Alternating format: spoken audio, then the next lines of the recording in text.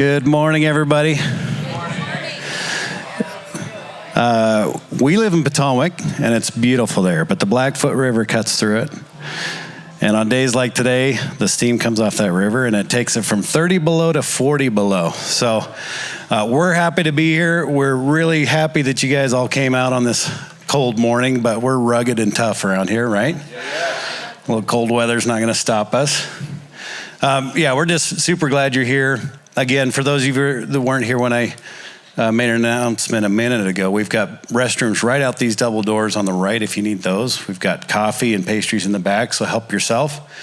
I'm really excited for today, for this weekend. Colin Field is somebody that I met in 2020 when I went to a program called Mighty Oaks. And he and the other team leaders that were there just brought a message that had completely changed my life. And I'm forever grateful to God for that experience. But that's where I got to meet Colin and hear some of his stories. And over the last couple of years, Colin and I have got the chance to teach at Mighty Oaks programs, and it's just been an honor and a privilege to get to know him as a friend.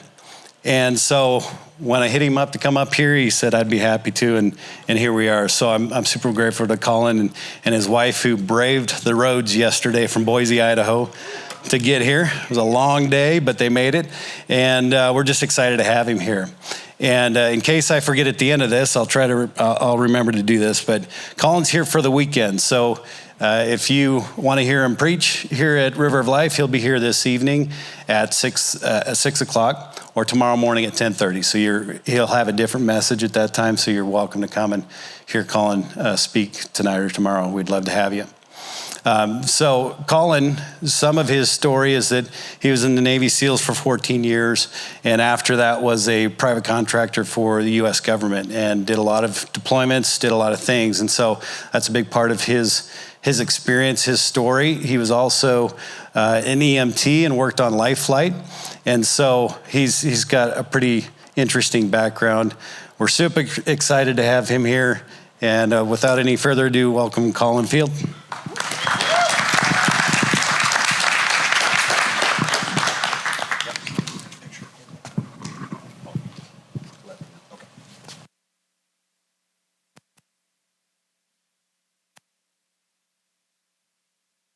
All right. Can you hear me? Yeah. There we go. All right. Well, thank you all for coming out, braving the cold. I was just telling Jason and his wife that I spent most of my career in San Diego, and I used to make fun of the people in San Diego because if it got below 65 degrees, they were pulling out their winter parkas. I'm like, man, you guys don't know what cold is. But coming from Boise up here, apparently neither do I, because this is cold. But thank you for having me. Thank you, Jason, for extending the invite. Pastor Jason, for having me out here to talk with y'all. I really do enjoy getting to do this. This morning, I wanted to talk about a few different topics of things that kind of plague, especially people from my background, whether it be first responder or military, PTSD, things like this, and how we combat that. But it's not exclusive to veterans and first responders. We tell these guys at Mighty Oaks all the time that veterans do not have a monopoly on trauma. Every person alive experiences trauma. I don't care what your job or vocation is, everybody experiences trauma. We got to figure out how we deal with that. It's a real issue that we need to deal with. And so it was something that I wasn't really prepared for when I finished my career up in the military, contracting, things like this. They trained me how to fight, but they didn't train me how to come back from the fight. And so it's something I had to kind of navigate on my own for a while, and to be honest, I didn't handle it well. And so when I got to my lowest low, then I could, I have a picture for you that I think represents exactly what my life looked like at my lowest low. If we could get a picture put up on the screen here, but what that is, that building back there is the U.S. consulate in Herat, Afghanistan. You do see some checkpoints there. There was 4 layers of security for that, and that big crater right there, the Taliban had set up a jingle truck, which is essentially a dump truck, loaded up with several thousand pounds of explosives and ran it right into the front gate and tore down every layer of defense that consulate had. Now, I was at a base about a kilometer up the road, and we were there to help repel the attack, and thankfully they did not get in to the actual consulate, but they made it through the perimeter into the area of the consulate, and it completely destroyed that. In our own lives, we can experience this a lot, especially for men, is who I usually talk with, but the consulate did not really care about that fortification, those layers of security. What they wanted was behind all of that. They just wanted to move that out of the way. And a lot of times us guys, we think of ourselves as these like strong gates that protect our family, right? And the enemy, he's not seeking just you. He wants what's behind you. He wants your families. And so that's exactly what happened is when my bomb went off in my life, it was the people that I loved most that really felt the pain of that. And so I want to tell you a little bit about my story and kind of how I got to where I'm at. But before we do that, there was an event that happened October 3rd and 4th in 1993 that really changed how the U.S. military acted in combat situations. For those of you who don't know, October 3rd and 4th, 1993, you may have seen the movie Black Hawk Down or read books about it, an issue in Mogadishu. And at that point, they were still using a lot of tactics that were used in World War II and Vietnam, and specifically the medics in that scenario. What they would do is as soon as somebody would go down, they would run out to give aid, right? And a lot of us, especially if you come from a first responder or military background, that's what we feel like we want to do. Men, we want to run out there, we want to help others. But what they found is when those medics would run out in the middle of the street to treat a casualty, they became a casualty themselves. So the U.S. had to rethink how we conducted operations in combat. And so what they did is they came up with something that's now widely known across the military and even in police departments. It's called TCCC, stands for Tactical Combat Casualty Care. And I was a medic in the teams, and it's something that I'm very familiar with, the TCCC, and I would teach it. And the number one rule of TCCC is win the fight. Win the fight first, then treat the casualty. And so the reason I say that is because we all want to jump out there and help others, whatever your job is. But if you're not treating yourself first, if you're not winning that fight that's going on, you're not going to be of any use. You can become another casualty yourself. And so what I'm going to do is I'm basically going to share my testimony with you guys, which if you're not familiar with what a testimony is, it's essentially my life story and how I got to where I'm at today. From this talk, what you have to gain or lose, if you're a Christian or not, if you've never heard any of these type of topics before, you have everything to gain and everything to lose. And I'll kind of outline that with my testimony of where I was at and how I almost lost everything, but how much more I gained because of it. So in this process, then I'm going to do something that we do at Mighty Oaks. A lot of guys that come to Mighty Oaks, they've never experienced anything like it, because what they experience there is they experience vulnerability and transparency on a level they have never seen before. And a lot of men, women too, they don't like being vulnerable. The word vulnerable makes us kind of cringe a little bit, right? It makes us think of weakness. And I'm no different. I was the same way. But if we do a quick little word search, the word courageous. Most of us would like to have that attached to our name, right? Maybe not vulnerable, but I'll be courageous. If we look at the root word of courageous is cur. It comes to us from Latin. And cur, the definition is from the heart. So really, courageous and vulnerable are synonymous. They mean the same thing. And I would say that it takes much, much more courage to be vulnerable with somebody else than to lie in isolation and let it just stew.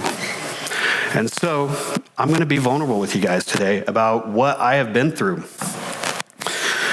starting out, then I knew at a very young age that the SEAL teams was my future. That's what I wanted to do.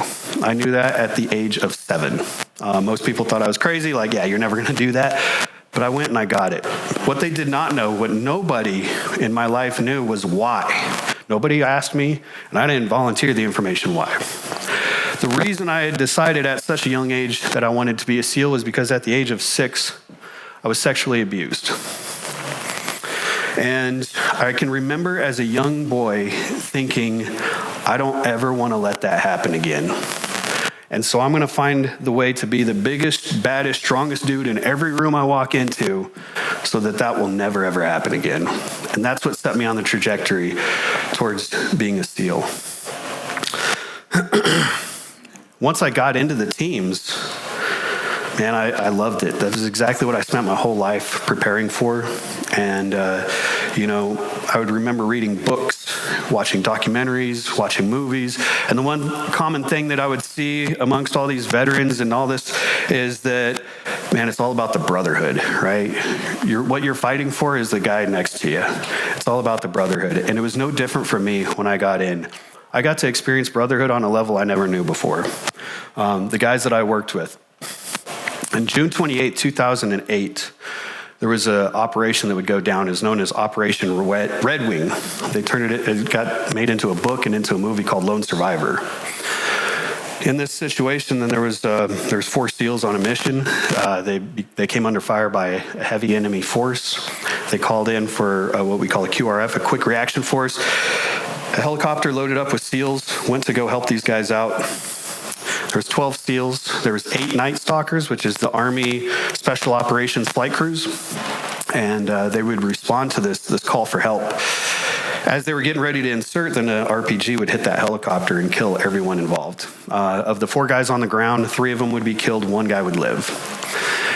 And I had a lot of good friends that were part of that operation. And one thing I remember was being in San Diego. I wasn't on that team, so I wasn't deployed at that time, but we had a memorial service for everyone involved. It was held at the chapel, North Island, Coronado.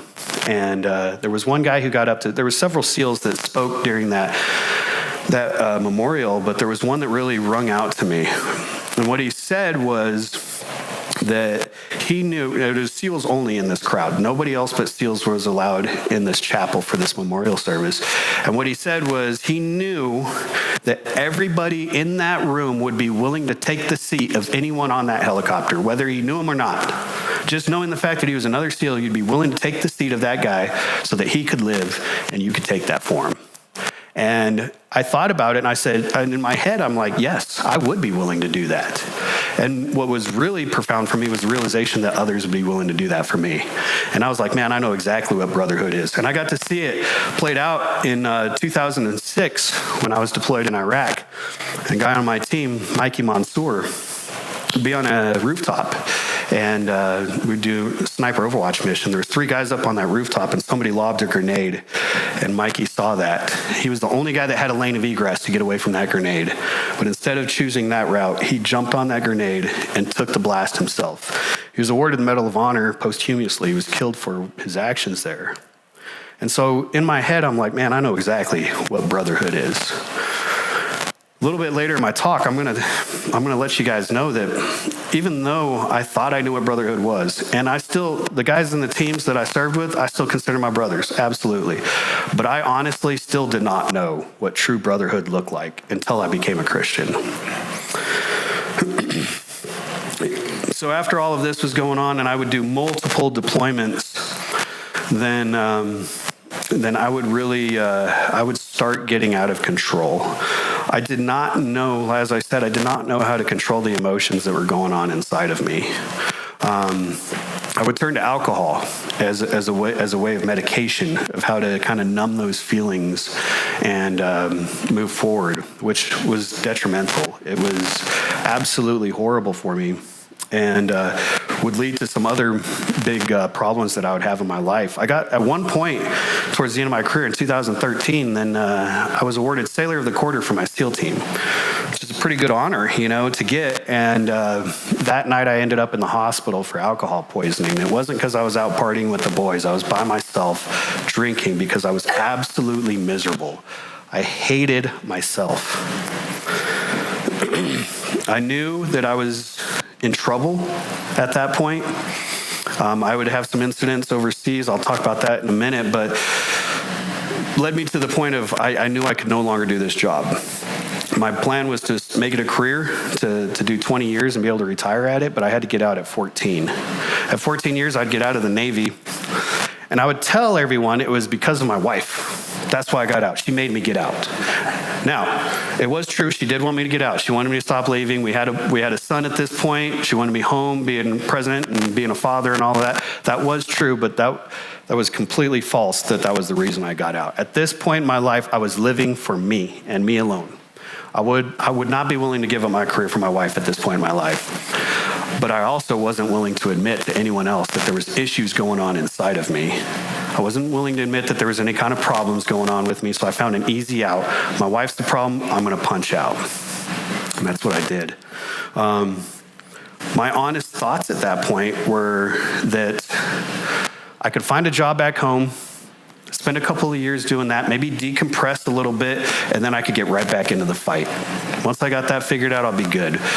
So I would return home after a while. I did the Navy, I did the overseas security contractor bit, and then I would go home and I'd start working as a paramedic. I was like, man, well, that's a perfect job for me, because then, paramedics, they work 48 hours a week. So I have 5 days off a week. That's perfect. And I can work on myself and decompress. No, that was the wrong answer. Those 5 days off turned out to be horrible for me. That became 5 days that I could drink. And that's exactly what I did.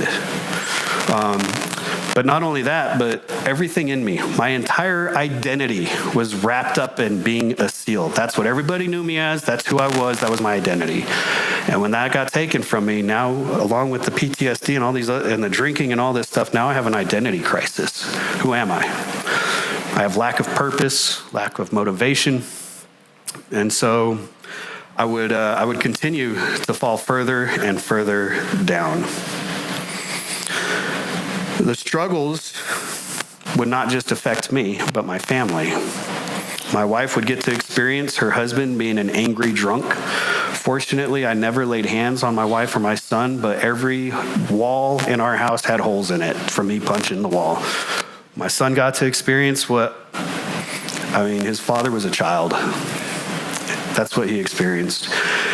He would experience his dad being drunk. He would experience times that I was supposed to be taking care of him and I would be passed out. They would get to experience the worst of it. And so, as I said with that picture, that when we blow up like that, it's not just us that gets affected. It's our entire families that really suffer the brunt of it. Eventually, that would lead me to thoughts of not wanting to be on this earth anymore. I would get so depressed that I would look at it like my family can't have happiness because I'm such a mess up, I'm messing everything up. And I would view it like, man, if I was just out of this equation, then my family would finally be able to experience happiness. And so there's one day I actually came up with a plan to take my own life. And I was drunk. It was an afternoon. And I remember I was thinking in my head, I was like, I should probably tell somebody before I do this, just to let them know, And so I texted a buddy of mine. I just happened to be texting that morning. It was one of my oldest friends from high school. And I was texting him that morning and just basically letting him know I'm checking out. At this point in my life, I had set up one safeguard because I knew where my head was at. I had set up one safeguard, which I separated my weapons and my ammo. I kept my weapons locked up upstairs, and my ammo was kept in the garage. I went upstairs and I grabbed my Glock, walked downstairs, and I set that on the dining room table as I went into the garage to go get the ammo. Well, I did not know that God would have other plans for me. And when I had sent that text to my friend, he was literally driving past my house. He was less than 60 seconds out from my house. So he would get that text message. He wouldn't even respond to it. He just turned in. He get up to my house, walk up to the door, didn't even bother knocking, but just walked in. He walked in as I was in the garage. He sees the gun lying on the dining room table, and he goes and gets it, and I come back in from the garage, and I see my buddy Dave standing there holding my gun, and I don't know how or why he's there right now. I'm drunk, I'm confused, and I'm angry that he's interrupting my plans. All I know is I need to get that gun back from Dave. And so I go to start wrestling with him to get that gun back. Well, in the drunkenness, the stupid, selfish state that I was in, I had completely forgot that my son was home that day. He would have been the one to find me.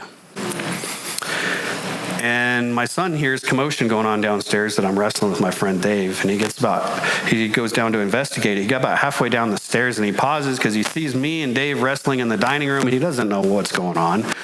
He's trying to figure it out, but I can tell the moment that it hit him.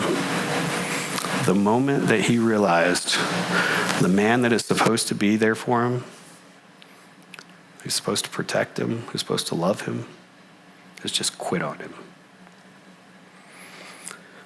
I immediately stopped what I was doing, and I went to my boy, and law enforcement was called out. I was placed in police custody and on a psychiatric hold. It was just a few short years ago that I was at the pinnacle of the American military machine, thinking I was all that, and then here I am, locked up in a psych facility. I needed help. Well, about a year before I'd actually shown up, then I got a message, or I'd actually talked to a buddy of mine from the teams on the phone, and he told me about this organization called Mighty Oaks. And he said, man, I think it would do you a lot of good to go there. Now, in my head, then I'm like, man, a bunch of guys talking about their feelings, Christian faith, I'm not Christian. Like, no, I'm not doing that. There's no way I'm ever going to that. But now I'm at a point here where my life is in complete shambles. My wife basically has one foot out the door. She can't trust me to be alone with her son, after everything I've done.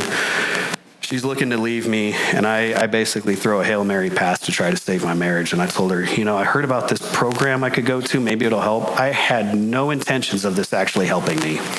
None. I was just trying to placate her, show her that I'm at least trying, right? That was the whole reason I went. And I would go there, and I would experience stuff that I've never experienced before. Now, it started the very first night I got there. The very first night I arrived at Mighty Oaks, I found out my team leader was a guy by the name of Luis. Luis and I served at SEAL Team 3 together in the same platoon for 4 years. He was practically family. He was my team leader. There was one other SEAL that worked with Mighty Oaks at this point. His name is Ben. And Ben, I knew, we weren't buddies or anything, but I knew him from the teams. And that first night when I got there, then Luis had showed me a text he got from Ben about me being there. And Ben's response to Luis was, "Praise God. I'm so happy he's there. This is amazing news." And that floored me for 2 reasons. One was because Ben hardly knew me. We were acquaintances at best. And 2, Ben, 2 weeks prior to me arriving at Mighty Oaks, has lost his 6-year-old daughter to cancer.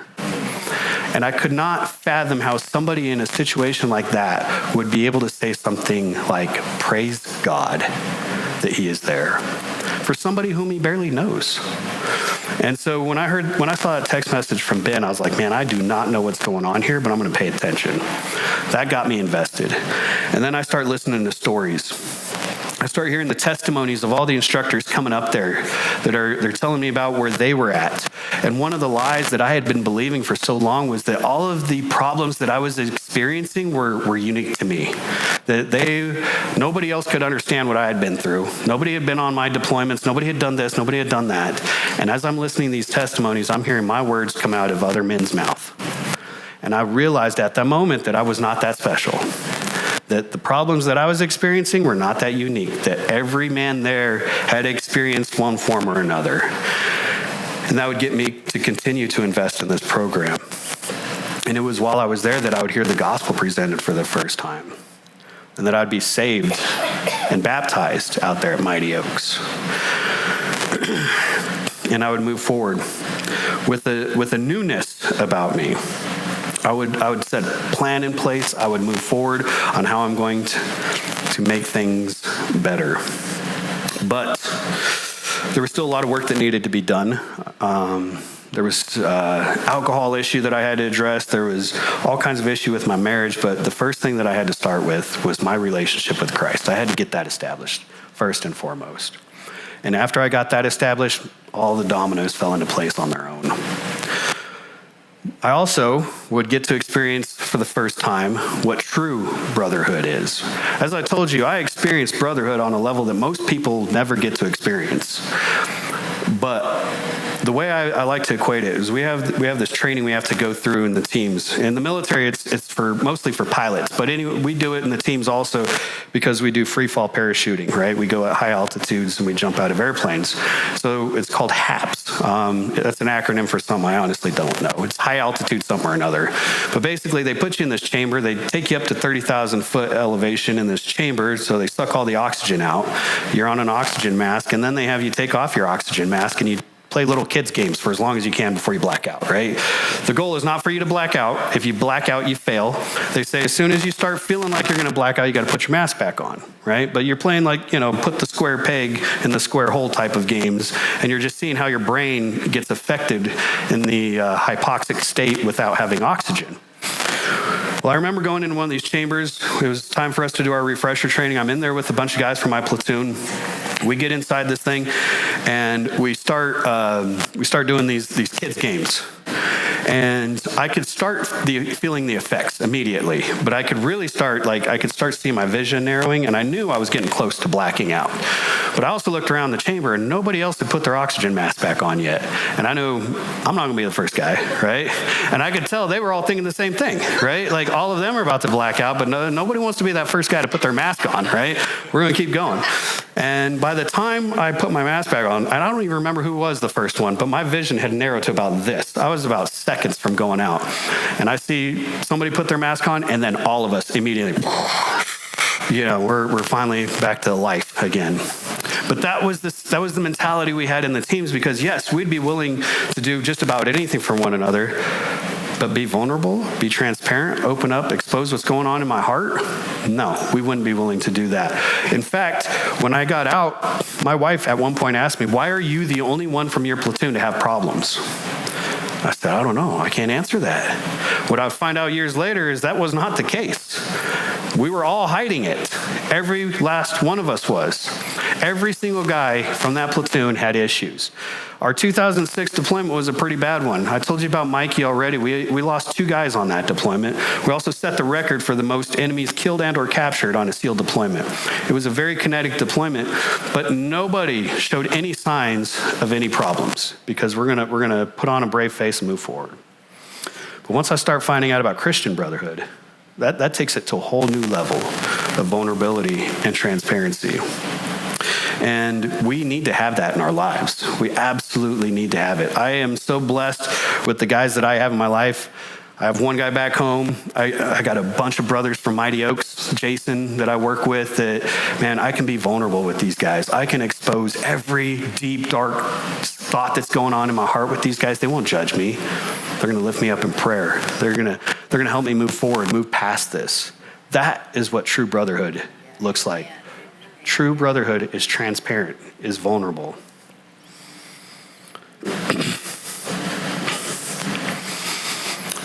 And one more issue about the suicide thought. You heard my testimony with the suicide and where I came very, very close to it.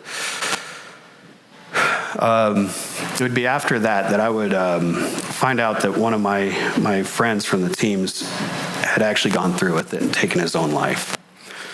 Eddie Furlani was a great dude. He was an awesome guy that had, and he was full of life. Him and I went through boot camp together. We were in the same division in boot camp. Went to different A schools in the military, in the Navy, which is basically your job in the Navy. And then we both went to BUDS, which is SEAL training. We both went to BUDS together. He ended up not making it on the first go. He had to go out to the Navy fleet for a while. He came back a couple of years later, completed training, became a SEAL. Eddie was an amazing guy. He's one of those guys that, just like everyone says, right? You never saw it coming. He's full of life, always got a joke for you, always had a smile on his face. And I'm sharing this story about Eddie in hopes that it will impact anyone that ever has that thought cross their mind, because oftentimes we get so consumed with what's going on in here, we don't understand. You heard my story. I thought it was going to help my family. I really did. But the impact that it actually has is far different than helping our family. What we would see, the impact on Eddie's family, they would have a memorial service for him at the chapel in Coronado. And inside that chapel, his 7-year-old daughter would be wailing. All of us thinking, it makes sense, she just lost her dad, right? That's not why she was wailing. She was wailing because her mom was trying to get her to go back into the chapel, and she didn't want to go because she was afraid everybody in there would think it was her fault. That's how a 7-year-old views suicide. And so, like I said, I share that story with you guys. If times ever get that tough, we have to understand what impact we have on others, how our actions can affect others. Our children are not equipped to handle that. They don't know how to. You and I, we can sit there and, man, that doesn't make sense. Nobody would ever charge a 7-year-old with that, but in a 7-year-old's mind, that makes sense to her. So we need to understand what our actions do to others. And with that, my hope when I work at Mighty Oaks, come talk to you guys, is that I could be a mentor of sorts to you guys. In my career in the Navy, I was fortunate. I had 3 great mentors. When I first arrived to SEAL qualification training, so the pipeline to be a SEAL, at least back, it's changed a little bit, but, date myself a little bit back in my day. Then you'd go through BUDS, right? BUDS is basically the stuff you see on TV. That's like the really hard training they put you through, and you're always constantly wet and cold, and you get pummeled for 6 months. After that, we'd go to jump school. Then we come back to San Diego, go through SEAL qualification training, which is where they really train you on how to be a SEAL. That's where you start learning the tactics involved and all that sort of stuff. There was an instructor there. His name was Ty. And Ty he was also a medic like myself. And he kind of took me under his wing and taught me what it would look like once I got to my team, how to be successful, how to be a good SEAL, how to be a good corpsman. I'd leave there. I'd leave SQT. Now, most of the guys from my class, they would go off to their team from there. But being a corpsman, being a medic, then I would go to Fort Bragg for another 6 months and do my medic training out there. When I got to Fort Bragg, a guy in my class by the name of Jeff Taylor, Jeff was, he was awesome. So Jeff had somehow circumnavigated the system. He didn't want to be a medic anymore, even though he was a corpsman. He had avoided going to Fort Bragg, went straight to his team, deployed once to Afghanistan right when the war kicked off. Deployed, was a Bronze Star recipient from that deployment, and then they found out he was a corpsman, and they're like, hey, you're supposed to have done training, so they sent him back to the schoolhouse. He didn't want to be there, but was an awesome guy because he had already done one deployment. He had already been to combat. He knew what it was all about, and another guy that took me under his wing and would let me know on how I could be successful on deployments and what to do when combat found its way to me and all this kind of stuff. And then finally a third guy, when I get to my first platoon at SEAL Team 3, then there's a big guy. His name Matt Mills, just one of them big country boys. And Matt would also take me under his wing, and when I would mess up, then he wouldn't, haze me or belittle me or any of that stuff. He'd actually teach me. He's one of the few guys that didn't treat me like a new guy all the time, but actually taught me, treated me like a human being, and was somebody I really looked up to. And those 3 guys right there really helped shape who I was when I became a SEAL, and the success that I did have in the teams was due largely to their counsel, their advice. June 28, 2005, Operation Red Wing would go down. Jeff Taylor would be in that helicopter as it was shot down out of the sky. August 5th, 2011, Extortion 17, which is a SEAL Team 6 platoon, would be in a helicopter. That would get shot down out of the sky. Matt Mills would be aboard that helicopter. September 11th, 2012, Benghazi would go down. Ty Woods would be on a rooftop and be hit and killed.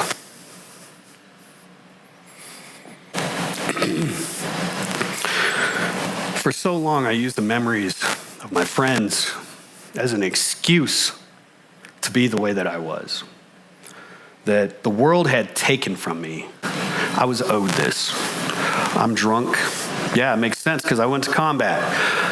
I did 9 combat deployments. I've seen more combat than most, and I deserve to feel the way that I feel. I deserve to be an angry drunk, to have PTSD, to do whatever I want to do because I did this earlier in my life. This was taken from me. My friends were taken from me. How else would you expect me to act?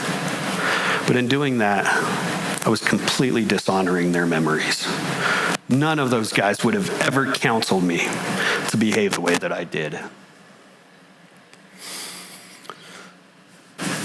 But the moment that I submitted my life to Christ and started walking upright, putting that stuff in the past,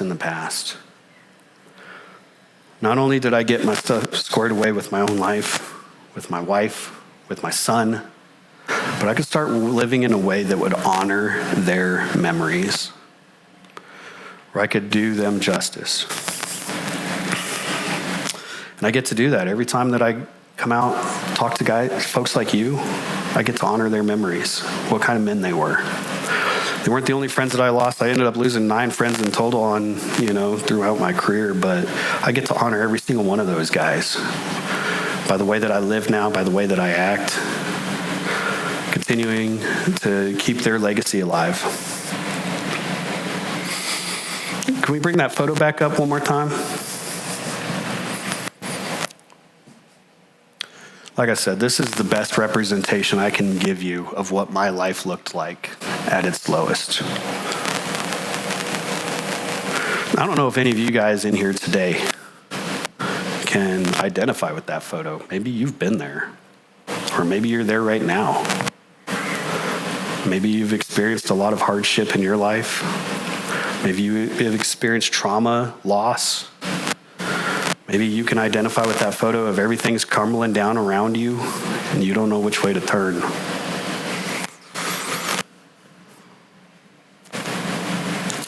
I just shared with you my testimony, which I'll call my message of hope. And I wish to God that I could be that guy for every single veteran, first responder out there, to be the guy that saves them. But I can't. It's not possible. I cannot save anybody. But what I can do is I can continue to point them to the one who can. If you can identify with that photo, I beg you, I plead with you, seek out Christ. You can do that here, today, and now. You can talk to me, you can talk to Jason, you can talk to the pastors here, you can talk to any one of these Christians in this room. They'd be happy to share that with you. In the back, we have a TV. It's got the QR code for Mighty Oaks. If you want to go experience Mighty Oaks for a week, what really helped me out, what Jason said helped him out, by all means, please. That organization is set up for that reason right there. I beg you, I plead with you to please go and experience the hope. The hope that I now have is not based on anything that I've done. It's everything on what he has done. I hope that you guys will get to know him, that you guys would get into a relationship with Christ, and that you could experience the same hope that all of us who have already experienced Christ, that we get to experience every single day. Thank you for your time.